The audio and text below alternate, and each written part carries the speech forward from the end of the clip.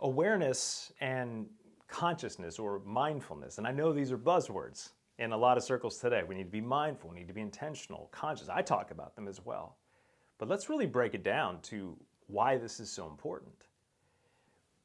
Being mindful and being aware of what's going on in the world, of what's happening, what forces are driving and shaping and changing the world that we live in, that are creating the future that we are going to inherit or that we are going to walk into.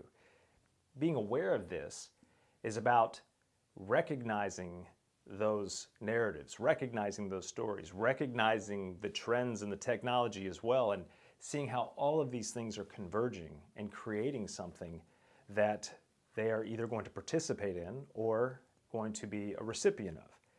And so being aware is about moving from the survival mode of the mindlessness, right? Mindlessness is a response to overwhelm. We shut our brains down and we go full speed just trying to survive.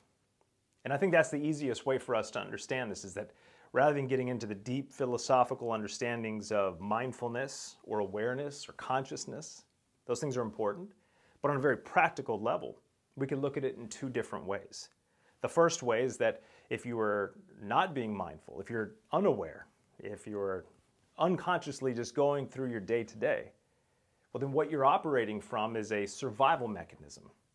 When we feel like we just have to get from point A to Z, we're just trying to survive, we turn our brains off so we don't overthink and we just charge straight ahead. And unfortunately, this is where a lot of people are today. This is why a lot of people are feeling overwhelmed. This is why I felt overwhelmed. I mean, I'm not immune from this. Just because I'm a futurist or that I spend time looking and thinking about these things doesn't mean that I'm not affected by them. So I know what that feels like. Being aware, being mindful, is moving from a state of survival to a state of flourishing, to a state of thriving in your environment, to a state of empowerment where you are actually getting into the driver's seat. You are actually taking an active role in determining the outcome of the future that you want to see, rather than just trying to survive the day, trying to survive the year, trying to survive disruption. This is why we have to be more aware, why we have to be more conscious, and truly understand what those things mean. There are two categories, if you will, when it comes to thinking about the future, or approaching the future, the way we plan for the future. The first category is what I refer to as the protect and maintain category. And this is a category that's more focused on trying to protect yourself or anticipate change so you can hunker down and survive it, essentially. You're protecting and maintaining everything that you've built.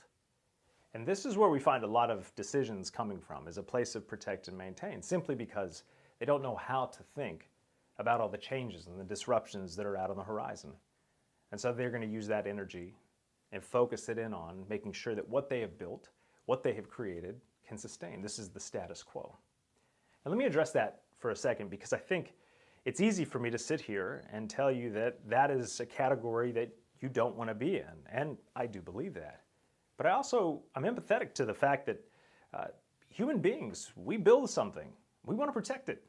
We don't want to just build something and put all of our hard work and time and energy into it just to say, yeah, well, when the time comes, I'm ready for this thing to get destroyed. That's not how it works. But there's a different shift, or there's a different approach that we really have to take in this, and that's to say, am I protecting and maintaining something that is not going to be sustained in the long run? Am I trying to hold on to something that will have little relevance or value in an emerging future context? We have to ask ourselves these hard questions that go against our very nature.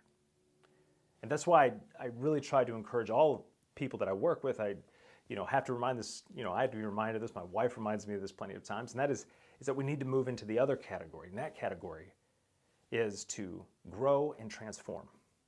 So we have to leave protect and maintain and move to grow and transform. And this category is a category that recognizes everything that has been built, is not of the mind to say, well, let's just destroy it and move and build something from scratch. Sometimes that has to happen, but in most cases, it's let us look at what we've built and let's build on top of it. We have a foundation. But let's also start to ask the tougher questions, ask the questions about what could be, rather than trying to hold on to what once was. And those are the two big categories that most of us find ourselves in. And in order to create the kind of future that you want to see, in order to be an active participant in the future that we are going to be laying the groundwork for, that we are laying the groundwork for the generations to come behind us, you have to be in this category. You have to be in grow and transform. Because if you stay and protect and maintain, here's the reality. You might be able to hold that ground for a little bit, but it's going to get washed away. It's going to get wiped out. Why prolong something that isn't going to last? But I want people to be encouraged. You can move from this to this if you change the way you think. If you believe that the future is set in stone, well then, sure, you better hunker down because somebody's already determined it for you, and you better protect and maintain what you built. But if you believe that the future is something that is always out in front of you, that it's waiting to be created, well then why on earth would you hold on to something that has already been created? Instead, you would move into a place to say, what could actually be? What could be, what's possible? And what role do I have in creating what's possible? That's the key.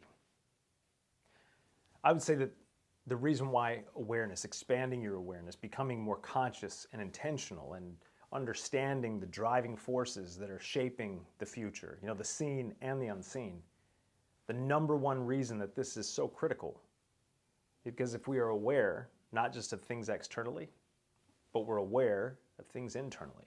And that, I believe, is the most important.